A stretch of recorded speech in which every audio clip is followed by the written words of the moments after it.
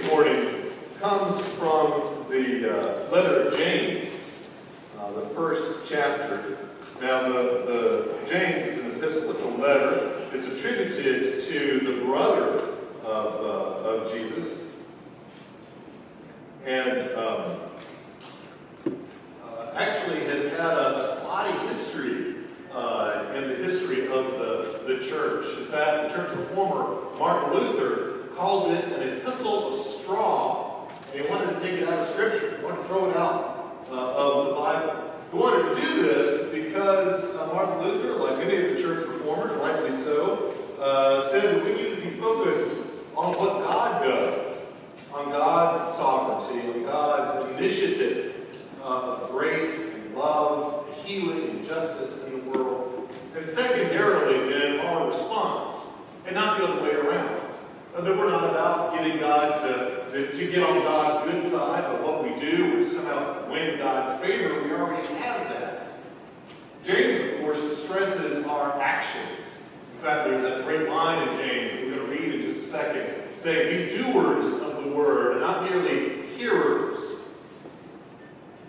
Martin Luther thought that was a little bit too much stress on what we are supposed to do. And yet there is something about what we do. Not in order to get God's favor, but in response.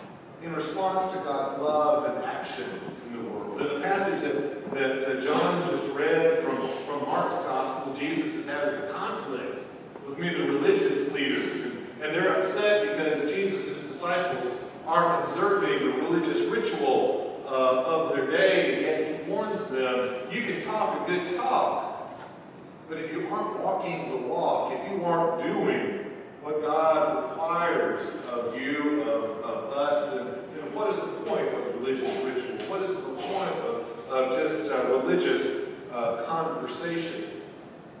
We are to be people that do what God requires of us. And what does the Lord require of us? Well, the prophet tells us is to love God, do justice, and walk humbly with our God. James, in the same way, talks about what we are to do, how we are to respond to God's work in the world. And we're going to read that, as I said, from the first chapter of James, starting with verse 17 to the end of the chapter. Let's listen again for God's word. James writes, now every generous act of giving, with every perfect gift, is from above, coming down from the Father of lights, with whom there is no variation or shadow to change. In fulfillment of his own purpose, he gave us birth by the word of truth, so that we would become a kind of first fruits of his creatures. You must understand this, my beloved. Let everyone be quick to listen, slow to speak, slow to anger. For your anger does not produce God's righteousness. Therefore rid yourselves of all sordidness and rank growth of wickedness, and welcome with meekness the implanted word that has the power to save your souls. But be doers of the word, not merely hearers who deceive themselves. For if any are hearers of the word and not doers, they are like those who look at themselves in a mirror. For they look at themselves and on going away, immediately forget what they were like. But those who look into the perfect law, the law of liberty, and persevere, not being not hearers who forget, but doers who act, they will be blessed in their doing. See, if any think they are religious, but do not bridle their tongues, but deceive their hearts, then their religion is worthless. Religion that is pure and undefiled before God the Father is this: to care for the orphans and the widows in their distress, and to keep oneself unstained by the world. This is the word of the Lord. Thanks be to God. Please pray with me. Almighty God, may the words of my mouth and meditations of all of our hearts pleasing and acceptable to you. In Christ's name we pray. Amen. James writes, "Be doers of the word and not merely hearers." This is a great passage for all of you task-oriented people out there. You know who you are. You're the ones that make the grand to-do list and love to make little check marks beside it. I heard a neuropsychologist say that we actually do, when we do have that little endorphin rush in our brain every time we're able to check something off of our checklist. It's a little addiction, a little juice that we get from being able to do that. So for those of us who love our to-do list, love accomplishing things, love doing things, this is a great verse, a great chapter, a great book, James, for us. I mean, enough of that just sitting around and thinking religious thoughts or going through religious rituals. We want to do stuff. We want to accomplish things. We want to go out and save souls and feed the hungry and check off our religious checklist. We want to be doers. We want to do things. This, of course, is a weekend where we as a nation celebrate, give thanks to God, and lift up the things that we do and the people that do it. This Labor Day weekend is a day for us to gather as a nation and to celebrate labor, to celebrate laborers, to celebrate the work that we do, the things that we accomplish, the doing that we doers get to do. Of course, we as a nation have a funny relationship with work. We're doing more and more of it. The amount of time that people are spending at work has steadily increased since after the Second World War. In fact, I won't bore you with all the statistics, but I read recently that between the 1970s and the 1990s, in just a span of 20 years, people were spending on average an extra month of work a year. We're working harder, working longer. So where do we get all this time that we are spending at work? Well, we're giving up sleep. We're giving up the chance to rest and relax and rejuvenate. We're giving up the chance just to simply to eat. They say now that the average lunch hour is now down to about 37 minutes. We rush, we strive, we work.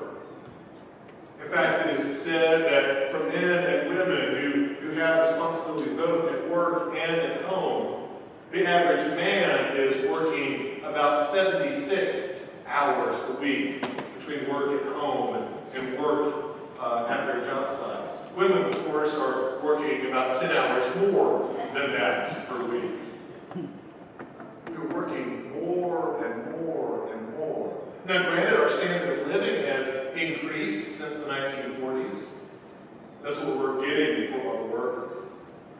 What are we giving up for it? What are we sacrificing for the work and the time that we spend at work? We have such a funny relationship with work.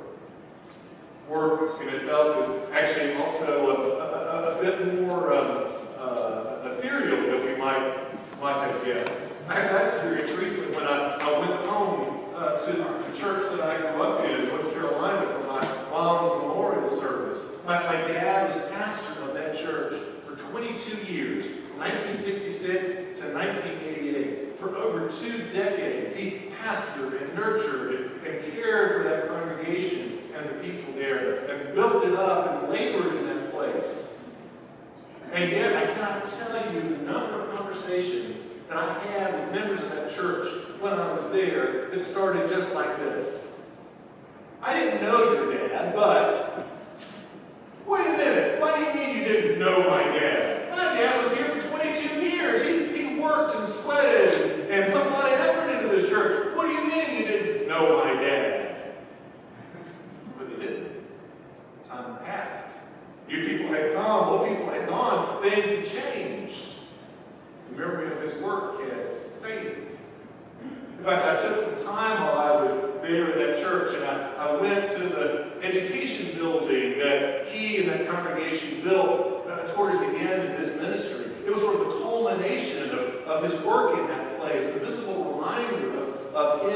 the efforts that he and others had put in. And I looked at the plaque there in the hallway that commemorated the dedication of this new education building, and it had listed there all the members of the building committee.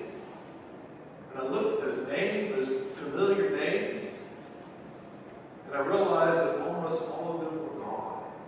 Either they had died or moved away, otherwise had been forgotten. All the labor of their hands had just passed into anonymity. I remember hearing some time ago an interview that the Episcopal priest and preacher and writer Barbara Brown Taylor gave. Many of you all may know Reverend Taylor and her work, an amazing writer, incredibly gifted preacher, one of the best preachers that we have had probably in the past 50 or 60 years. Just a gifted, incredibly gifted priest and pastor. The interviewer was asking her how she wanted to be remembered after she was gone. What did she want to be remembered for? And she took a pause and said, well, truth be told, I don't expect to be remembered. Well, what do you mean, Reverend Taylor? You're one of the great preachers of the last of the 20th and beginning of the 21st century. You have wrote copious amounts of books and contributed so much to the life of the church. What do you mean you don't expect to be remembered? She said she didn't. Maybe 10 years after her death, it would be nice to be mentioned every once in a while, maybe in a seminary class or two, but she knew what really all of us know in the end. Labor drifts away. Memories fade. Our contributions are forgotten. So what's the point? We work so much, and what do we get to show for it? We hope our work will have some sort of immortality, but it won't. We think that we're accomplishing something, but it begins to be a little questionable. So what about our work? What about all of our doing? What does the Bible say about our labor? The second chapter of Genesis talks a little bit about our labor. You know how Genesis is. In the early chapters, it's talking about the creation of the world. And there in the second chapter, God uses and looks across the world that God has created and says, you know, there's nobody here to till the ground. And so Genesis 2 says that God created us, human beings, male and female, Adam and Eve, in order that we might till the ground and bring produce from it. In other words, according to that passage, our work is a gift. Our work, our labor, is a gift. Now granted, I know it's hard to remember that at 9 o'clock on Monday morning, but our work is a gift. Been given to us by a gracious and loving God.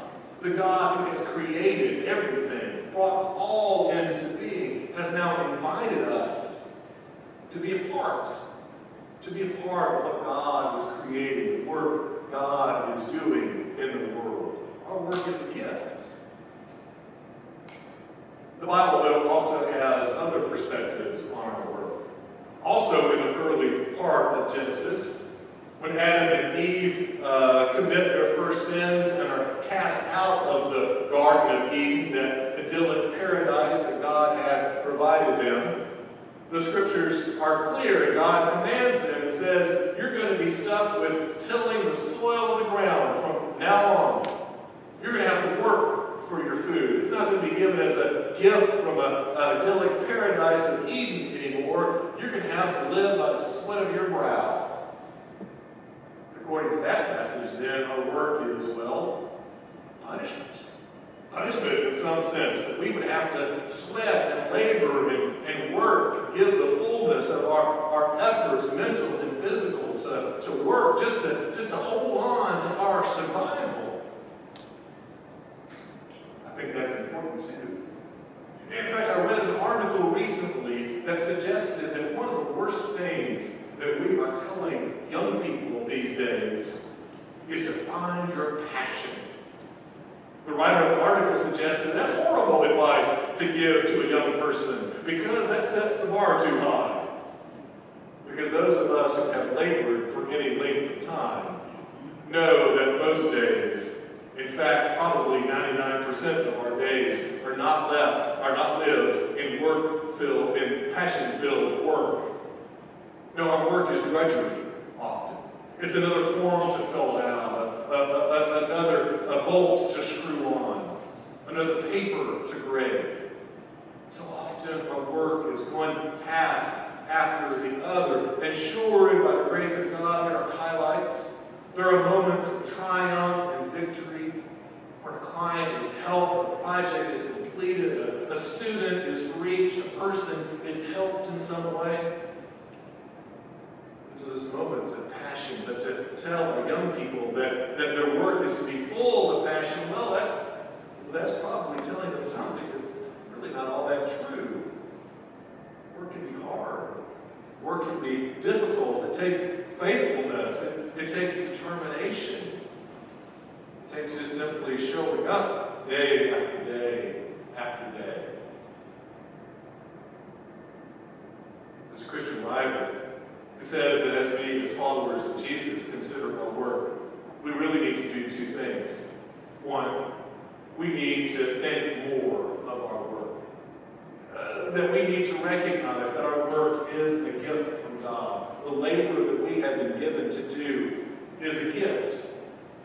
It's a gift given by God to be a part of what God is doing in the world. We need to think more of our work.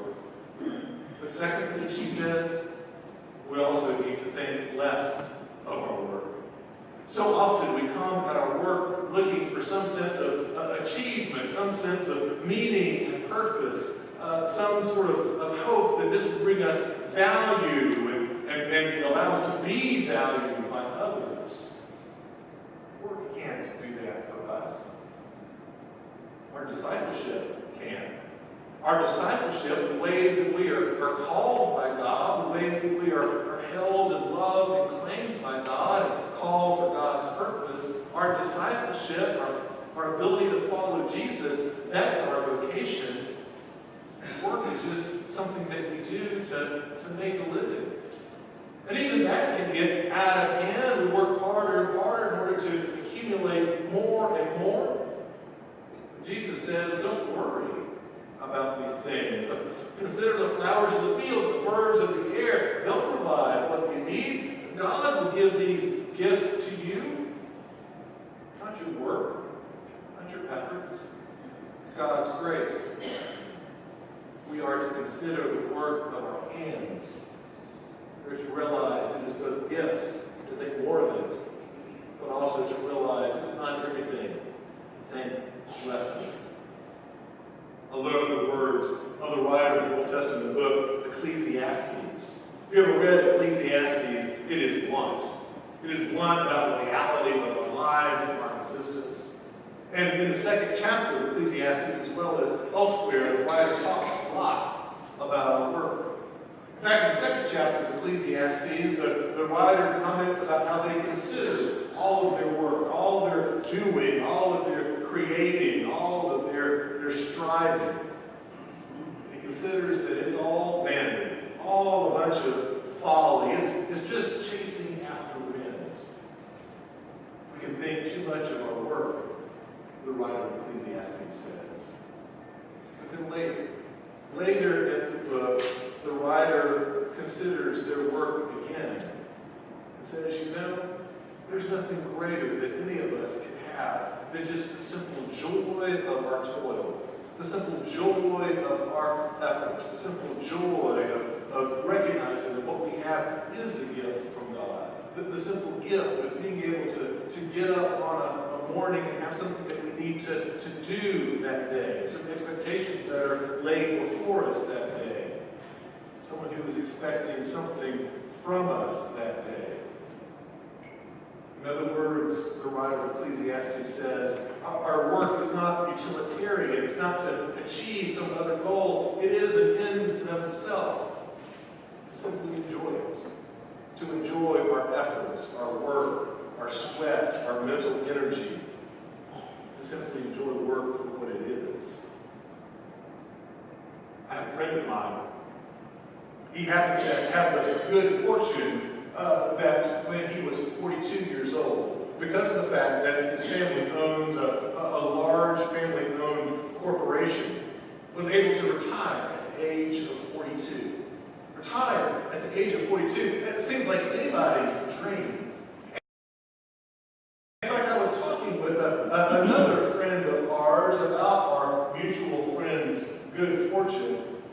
And he was all a marvel at the prospect of being able to retire at such a reasonably young age. But I doubted it. I had questions and wondered if that was such a good thing. After all, I said, how much golf can one actually play? To not have something to get up and do, to not have an expectation that is placed on us, to not have the toil of our hands. I recognize, of course, that I preach this morning in a congregation and in a community where a large portion of us have gone beyond our official, formal work years. And yet, as I have come across people in their own retirements, whether it's at 42 or 72 or 82, the ones that I have recognized who are the most successful at it have been the ones who have said to me, I'm more busy now than I was when I was working. It may have been granted, hopefully, through the good fortune of sustainable income and good management of their assets, are now able to pick and choose what they do, but they stay busy, they stay active. There is still work to be done. There are still things to be accomplished. Because we recognize our call, our claims, followers of Jesus, the work of the kingdom, our vocation, our calling. It's not just wrapped up in what we might do for some anonymous corporation or some other bureaucracy or organization. Our vocation, our calling, is our identity as followers of Jesus. It is citizens of the kingdom of God. It is participants in healing, loving, grace-dealing, justice-seeking work of the Creator of the heavens and the earth. And what could be a greater gift than that? Thanks be to God, in the name of the Father, the Son, and the Holy Spirit.